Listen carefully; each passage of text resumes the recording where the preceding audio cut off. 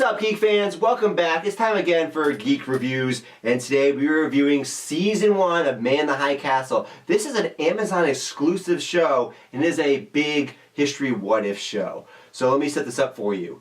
World War II, the Allies didn't win. The Axis powers won. Japan and Germany, they came to power. They actually took over mainland continental United States. They invaded on Virginia Beach. The Japanese came from the Pacific. And now, this is 1962, 20-something years after the end of the war. And America has grown up in the Nazi occupation. There are literally people that are in their 20 years old that all they've ever known is being occupied by Germany, and the same is true in the Japanese Pacific states. The Crown Prince gets shot, things go to hell, and then we go on this wild ride. Jacob, I've talked too much. Talk. Well, I really like the show. We did a video on my impressions of the first episode. And I found it very strange how they did this, because they released the first episode like in February of 2015, and then released the rest of the series in August. So they want to see what people thought about the first episode. And then everyone seemed to like it a lot, so they're like, hey, let's release all the other episodes. And I really liked just binge watching this season, because even though it's a lot of talking and discussion, it's a fun ride. It was a fun TV show to watch, and because you want to know what happens at the end, because it leaves it off open-ended. You don't know what's going on. I remember in my review of the first episode, I said, I hope it's not some weird alternate reality shit, but that's the only thing that makes sense now, and I'm fine with it, honestly, because we honestly don't know what's happening here. I still don't know what's going on. I still don't, even after seeing at the end, I'm still, what's happening? Yeah, and so let's talk a little bit about the characters. I have some issues with Juliana Crane. This is a big one. Yes. So a lot of people think that she's kind of a selfish bitch. Yes, she is very selfish. And I remember seeing that in the first episode, when she sees her sister get gunned down, she doesn't show any emotion. She's just like, oh no, I need to get out of here. I need to save myself. And then she goes back, and she gets her fiance, or he's about to be her fiance. Boyfriend. Yeah. He gets tortured because of her actions. Going off into the neutral zone, which is where... Right, she just... So, her sister gives her this film, yeah, and then she just goes, well, I gotta complete the mission, yeah, right? Because she shows the film to her boyfriend, and her boyfriend's like, whoa, this is bad news. We can't do this. This is dangerous. Yeah. And I'm doing it anyway. It's kind of really mindlessly. Yeah. Right? It was like, why would you do that? Right?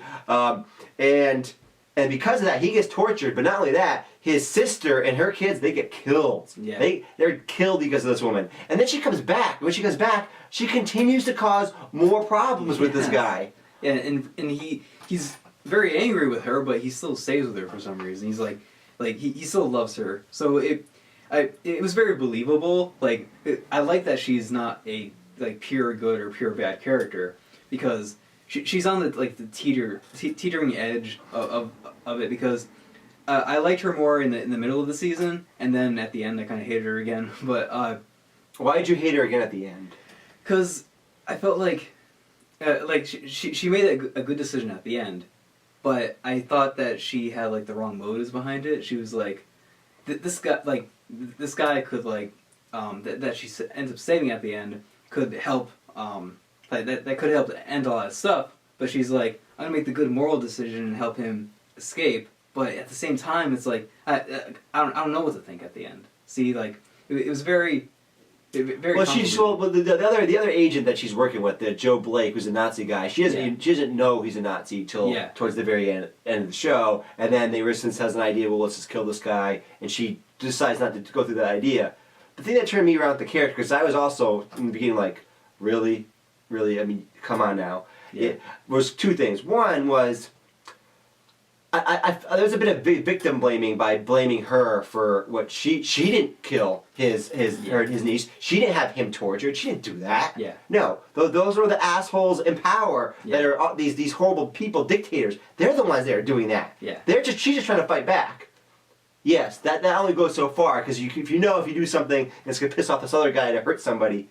Right, there's a tension there. Yeah. But still, you got to think about the world you're living in, where you're you know what?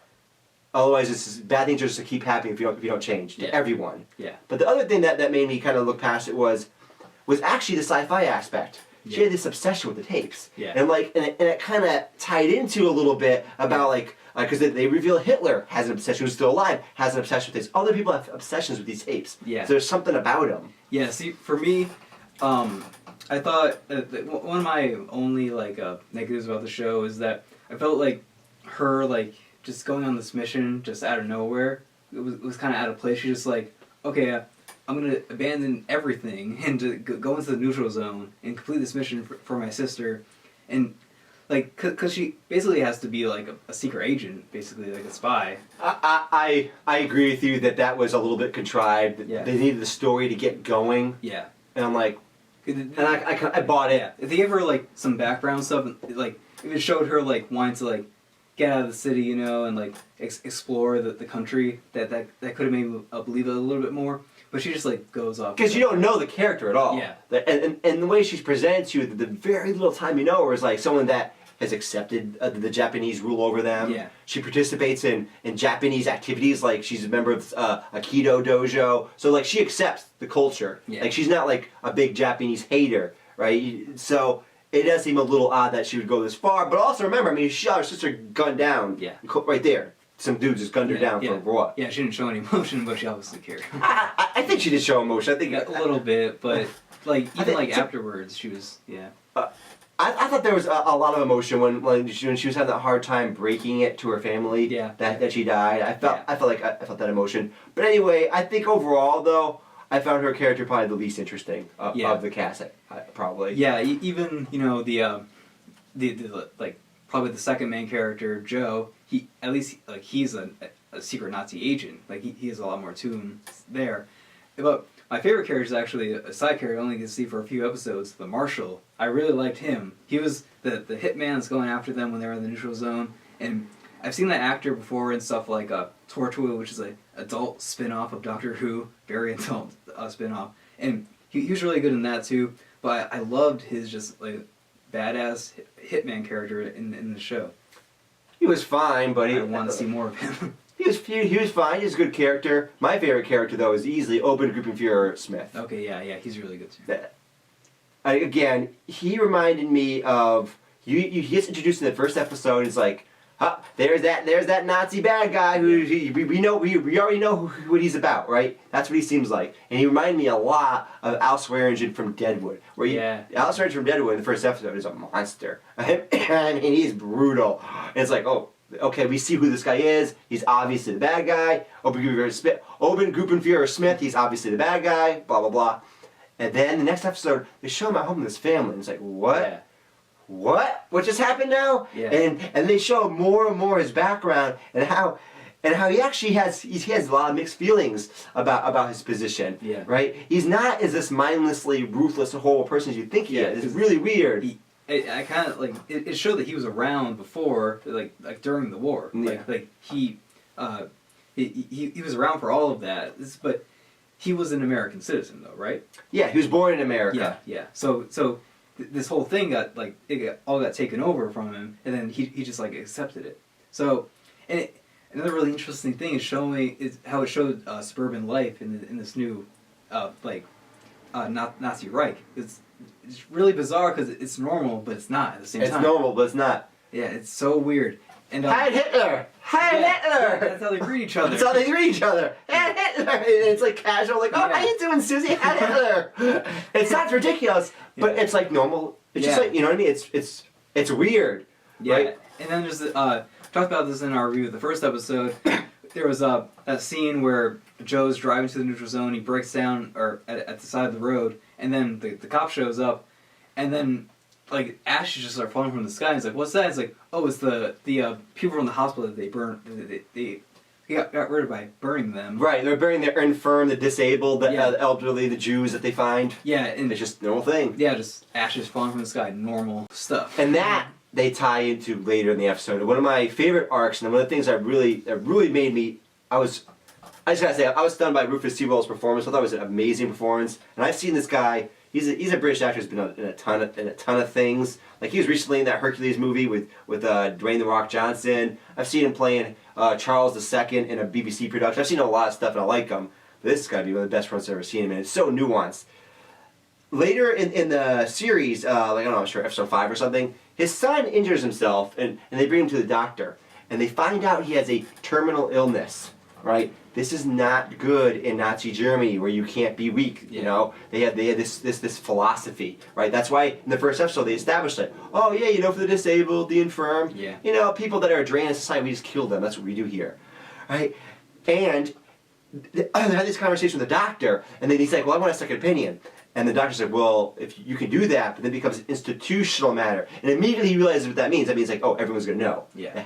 Right, because medical records aren't private here. And then he goes, oh, but here, I have a treatment for you. Here's the treatment. And it was, oh, you're killing. He's like, here's your suicide injection. Yeah. I mean, imagine how crazy it is. Yeah. And that's your medical treatment. Yeah. And then he goes home, right? And obviously he got the disease because it runs in his family. Because he goes home, and that night, he's looking through these old photo albums, and his wife comes and sits down next to him, and it shows him with his brother when he's a young man. And his brother clearly had the same illness. Yeah. He showed it in a wheelchair. And this is what his wife says. Well, at least they don't let people suffer like that nowadays. Yeah. Right? She's just accepted, like, if he had grown up nowadays, his brother would have been killed as soon as that he knew that he had this terminal illness. Yeah, it's crazy how they did a really good job of establishing how the society works now. Yeah. In both the Germany part and the Japanese part. And it's really crazy to think about it, but then they did such a good job of making it seem that it was the new normal. Right. People they just accept this. This is the Nazi creed. Yeah. Like she just so casually says that. It's a kindness. It's a mercy. Yeah. Like imagine that you're thinking about that. Of course, she doesn't know anyone that's actually died, so it's easy to think that way. We don't actually know people. Yeah. But now he's thinking about it, and in that scene there, he's like, because he probably kind of believed that, right? Then he's like, wait a second. Does this actually make any sense? Yeah. Right? And he's like questioning him, Yeah, and then by the end of the show, he was still, the bad guy. Yeah. But it showed that there was another Nazi officer who you think of as like, oh, this is the bad guy. This is the stereotypical, mustache twirling Nazi who's like really friendly, like in a creepy way, where he's always super friendly and polite, and it's like really creepy. Yeah. And he talks about his accomplishments of subduing the African savages and solving the Semitic problem, or however they classify it. Right. So this guy's like the brutal monster who just goes around killing people and likes it. Yeah, but then it's revealed that he's actually working with he's against Hitler. Yeah. And then. Some faction of the Nazis want to kill Hitler because they're getting in the way of them taking over the Japanese Pacific states. Yeah, and then Obergruppenführer Smith takes him out, and then he proves his loyalty to Hitler and the Nazi Reich. But I think in season 2 he's going to make a specific a real change of heart, and very slowly though, and eventually be on the resistance side. Yeah, I think that.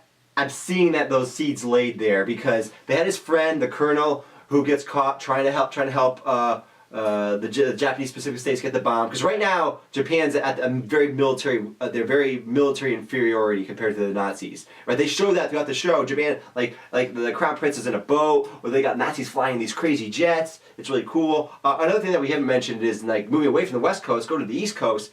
The Japanese Pacific states are really interesting because it's much different for the white people there. Yes. In the German states, you could be like Obergruppenführer Smith and rise to the very top. Yeah. Because as long as you're German heritage, as long as you're the right Anglo-Saxon background, you're good to go. Yeah. Right? You're good to go. But in the Japanese Pacific states, they don't like white people. Yeah. Right? They're looked down upon. When they break into buildings, they go, search the whites.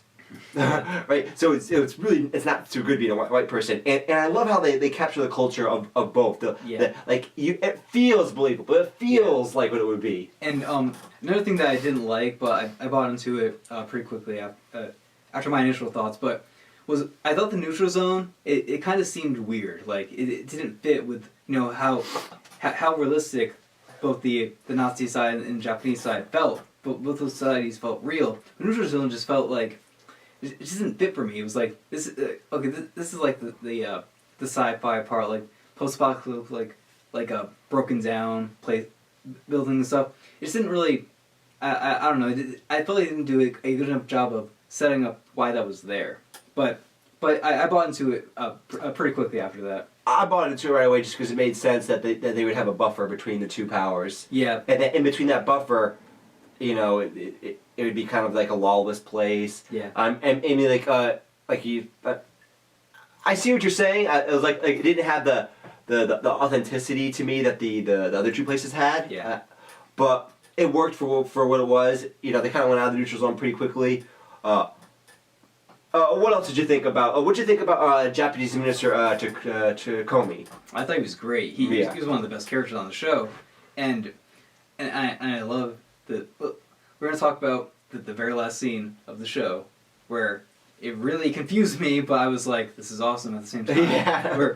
Because the entire time he's talking about like this ritual he has, where he goes to he sees like an oracle and like it tells him the future, or just anything that he wants to know.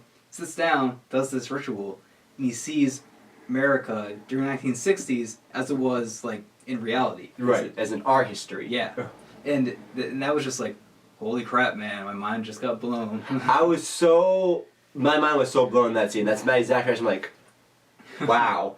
And before that scene, the whole final episode, I thought was just amazing. Yeah, because the showdown in the woods between the other open group reviewer and open group reviewer Smith. I'm like, I was so tense. I'm like, what's gonna happen? What's gonna happen? What's gonna happen? Yeah. And then when I found out they're actually going, like the plan for the Nazis was to send this colonel to go kill Hitler. Like they're gonna actually show Hitler. Yeah. And they actually have a conversation with Hitler. Yeah. And I loved how they actually used Hitler. Yeah. Right. They had a few speeches that they showed, throughout the season, but he wasn't a major player. He was always there. He was always on like a TV screen. Right. He wasn't hidden, but he was acknowledged. Yeah. And then at the very end, they actually just have him, and he's having a conversation. Yeah. And we don't know if he's the man in the high castle or not, because he's there in a castle in like his own estate. In the Austrian Alps. Yeah. He's literally the man in a high castle. Yeah, and he has the tapes. He's the one getting the tapes. So is he the man in the high castle? We don't know. I don't know. We have to stick around to find out. I love.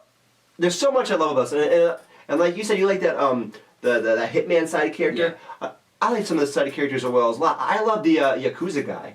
Yeah. I love the guy that played the Yakuza guy was perfect, Yeah. and I love how he caught on to the inspector's knowledge about the shooting because the Germans actually shot the Crown Prince, right? But the Japanese, like this Inspector Kido, he's like, wait a second, if this gets discovered, we're gonna be screwed because we can't fight them. So he has to cover it up, and then this random Yakuza guy who gets introduced like episode 4 just comes in out of nowhere. Yeah. At first, like, what the hell's going on with this guy? But then he's involved in some great scenes. Some of the scenes he's involved in are just awesome. Yeah. Like when Joe Blake grabs the gun from the other guy and just shoots his 2 henchmen. Yeah. Give me the gun, and there's no bullets left, but he doesn't know that. Yeah. Right? Everything.